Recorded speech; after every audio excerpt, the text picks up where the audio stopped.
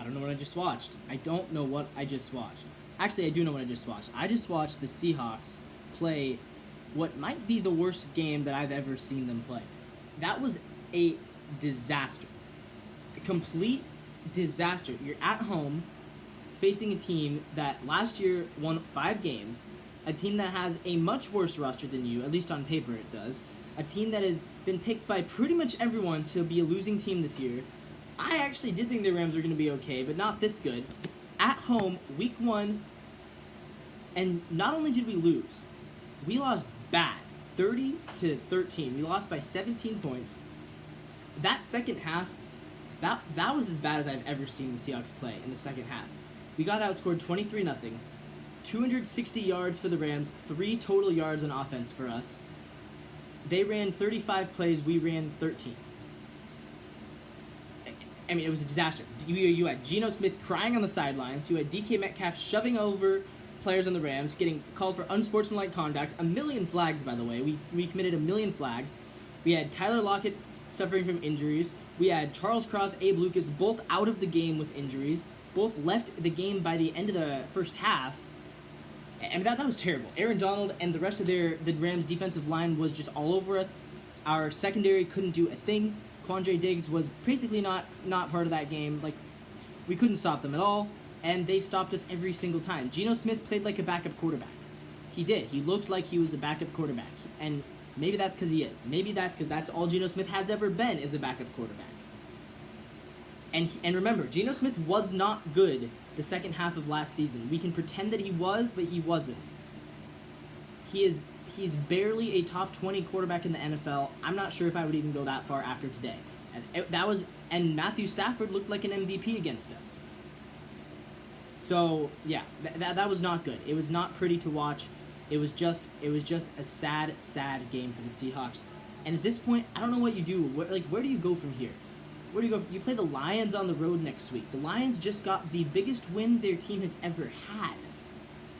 And we're sitting here with one of the worst losses our team has ever had. So maybe that means we're going to go to Detroit and play our asses off and win. That's probably, hopefully, what it means. But at this point, like, this is a sad day to be a Seattle sports fan, because now we're facing with the reality that before today, I thought both of our teams were going to make the playoffs. After today, I think both of our teams might not. Like, truly. And maybe that's an overreaction. But the Mariners have now 4-8 in their last 12 games, 3 straight losses. They're on pace, I think, to win 89 games. I'm not sure if that's enough to make the playoffs, with considering the Blue Jays are now ahead of us, and the Rangers only half a game back. And the Seahawks, I mean, I know losing week 1 doesn't eliminate you from the playoffs, but losing week 1 to an inferior team at home with multiple injuries on your O-line, and your quarterback playing like he shouldn't be a starter, and your coach showing that he doesn't know how to make adjustments, I mean, that's not good. So I'm not going to make any bold predictions right now, but it's tough. It's a tough day for Seattle sports, and we'll have more of a post game later. But this is just more of a quick reaction. Just terrible, embarrassing, humiliating. Sean McVay proving once again why he's a better coach than Pete Carroll. And Matthew Stafford, one quarterback today looked like an MVP, the other one looked like he shouldn't be a starter. Geno Smith was out there missing passes, overthrowing DK, throwing into tight coverage, or just throwing checkdowns. The tight ends, where were the tight ends? Where was Noah Fant? I don't know. I don't know what happened to Noah Fant. I don't know what happened to Will Dissly. Like, our linebackers, I hate to say it, Bobby Wagner's did not look like himself. Jordan Brooks was completely absent that game. I understand he's coming off of an injury. We need Jamal Adams back. We need Devin Witherspoon back. But that's just the problem. See, it's week 1, and we're already talking about how we need injured players to get healthy.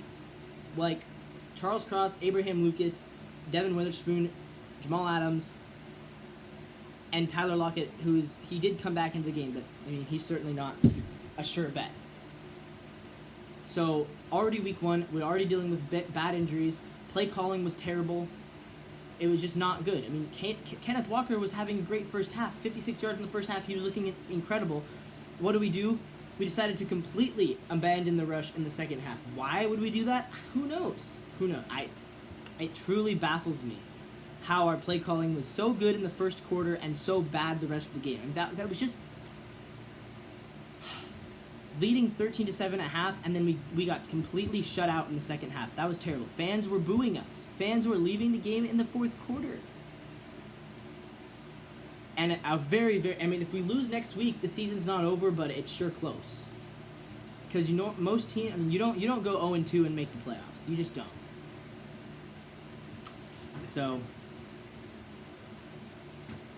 now that game against a game against the Lions, who are hot, who are good, who are talented, on the road next week, just became essentially a must-win game, which is not the scenario you wanted to be in. So we'll have more of a post-game later, but that's all for today. Or that's all for now. Quick post-game. Go Hawks.